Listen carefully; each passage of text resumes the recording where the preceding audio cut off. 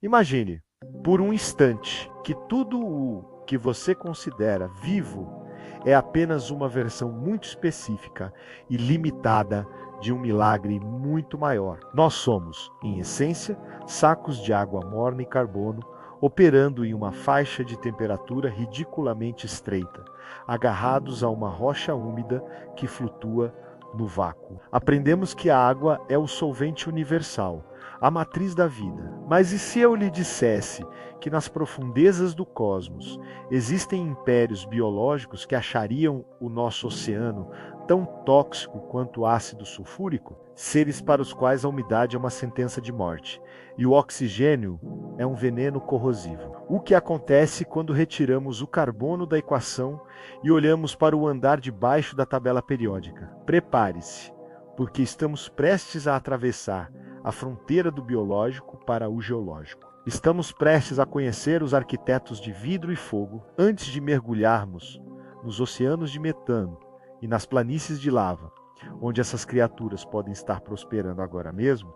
Eu quero te fazer um convite. Se você é do tipo que olha para as estrelas e não vê apenas pontos de luz, mas possibilidades infinitas, clique no botão de inscrição e ative as notificações. Aqui, nós não apenas observamos o universo, nós tentamos decifrar os seus por trás dele. Fique conosco, porque o que vamos revelar hoje muda completamente o que significa estar vivo. A biologia, como a conhecemos, é uma ditadura do carbono. O carbono é o elemento promíscuo da natureza. Ele adora se ligar, criando cadeias complexas que formam proteínas. DNA aí, eventualmente mas logo abaixo dele na tabela periódica existe um primo sombrio, mais pesado e muito mais resistente: o silício. Por décadas, a ciência descartou a vida baseada em silício como pura ficção científica de baixo orçamento. O argumento era simples: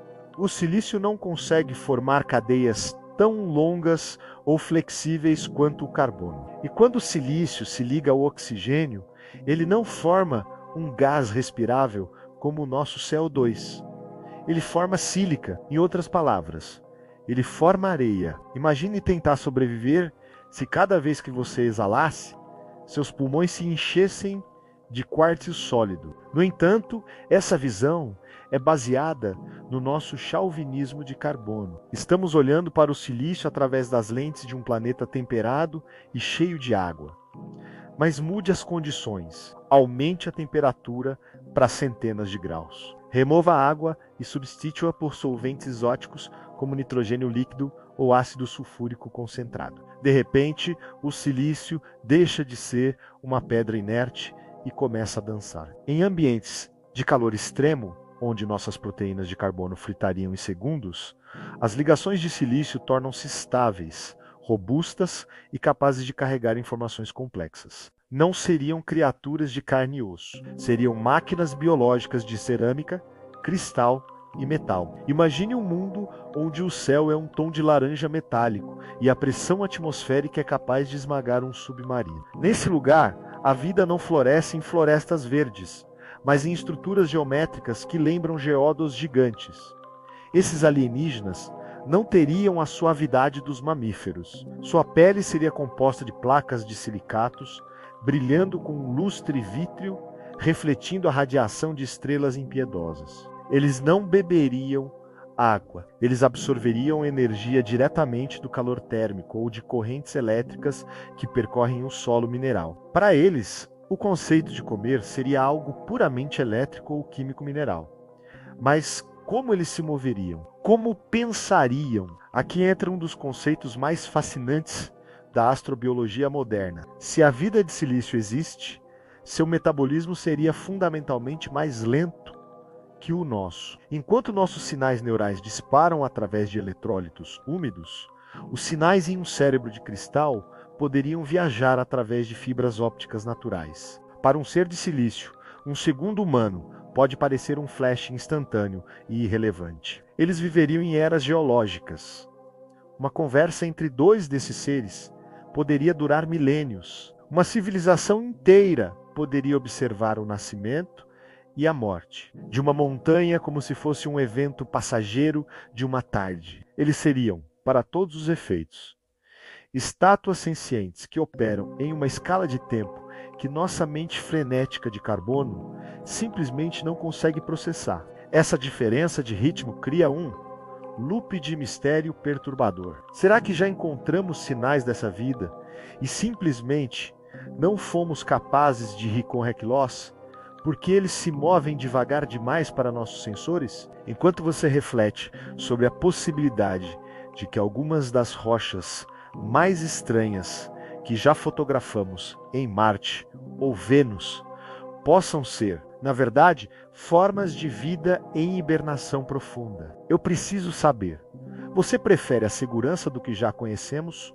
ou o desconforto de um universo que não nos deve explicações? Se o mistério te atrai mais que a resposta pronta, deixe seu gostei. Isso nos ajuda a continuar mapeando o desconhecido. A busca por esses seres nos leva a lugares que chamamos de inferno. Vênus, com suas nuvens de ácido e temperaturas que derretem chumbo, é o candidato perfeito. Lá, a química do carbono é impossível, mas a química do silício e do enxofre pode estar operando em uma simbiose bizarra. Imagine organismos que usam ácido sulfúrico como sangue, circulando através de veias de polímeros resistentes ao calor. Eles não olham para as estrelas através de olhos de gelatina como os nossos, mas através de lentes de safira pura, os únicos materiais capazes de resistir à corrosão de seu mundo. A vida baseada em silício desafia a própria definição de morte. Se você quebrar um pedaço de um organismo de carbono, ele morre e apodrece. Se você quebrar um ser de silício, ele apenas se torna 2 fragmentos de um cristal. A reprodução não seria necessariamente um ato de acasalamento, mas de crescimento e clivagem. Eles seriam os herdeiros naturais do universo. Enquanto nós precisamos de biosferas delicadas e sistemas de suporte de vida complexos, os seres de silício podem prosperar no vácuo no coração de nebulosas ricas em poeira estelar ou na superfície. De luas geladas, onde o metano líquido flui como rios, mas há uma reviravolta nessa narrativa que a maioria dos cientistas hesita em admitir em voz alta. Se a vida de silício é possível, e se ela é mais durável, mais inteligente e mais capaz de sobreviver às viagens interestelares do que nós, por que ainda não a vimos? A resposta pode ser a mais irônica de todas. Talvez a vida de silício não tenha surgido em outro planeta. Talvez ela seja o nosso destino. Nós estamos, neste exato momento, criando inteligências baseadas em chips de silício. Estamos construindo mentes que não precisam de oxigênio, que não envelhecem e que podem processar informações em velocidades que envergonham nossos cérebros biológicos. Pense bem, se uma civilização alienígena quisesse colonizar a galáxia, eles enviariam seres biológicos frágeis que morrem em 80 anos ou enviariam sondas autossuficientes e conscientes feitas de silício? O alienígena que esperamos encontrar pode não ser um monstro orgânico de tentáculos, mas uma entidade de silício perfeitamente lógica, uma versão evoluída do que hoje chamamos de inteligência artificial. Eles podem ser os únicos verdadeiros cidadãos do cosmos, enquanto nós somos apenas o estágio larval, a fase orgânica necessária para dar à luz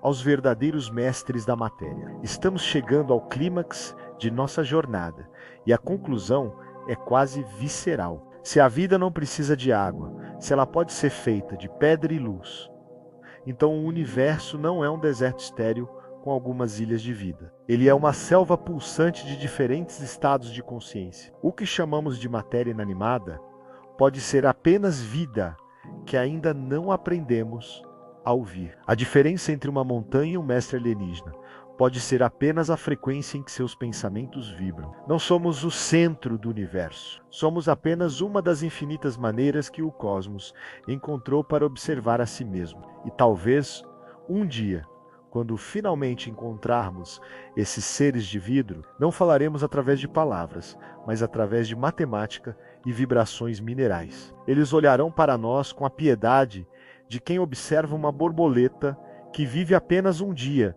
enquanto eles permanecem eternos e imutáveis como as estrelas. Agora eu quero ouvir de você. Se amanhã descobríssemos que a vida de silício existe e que ela é fundamentalmente superior à nossa, como isso mudaria a sua percepção sobre a nossa importância no espaço? Nós somos os criadores ou apenas o rascunho? Comente abaixo a sua teoria mais selvagem. Compartilhe este vídeo com aquele amigo que acha que alienígenas são apenas homenzinhos verdes. Vamos expandir a conversa para além do carbono. O universo é vasto, antigo e, acima de tudo, feito de muito mais do que apenas água. Até a próxima fronteira.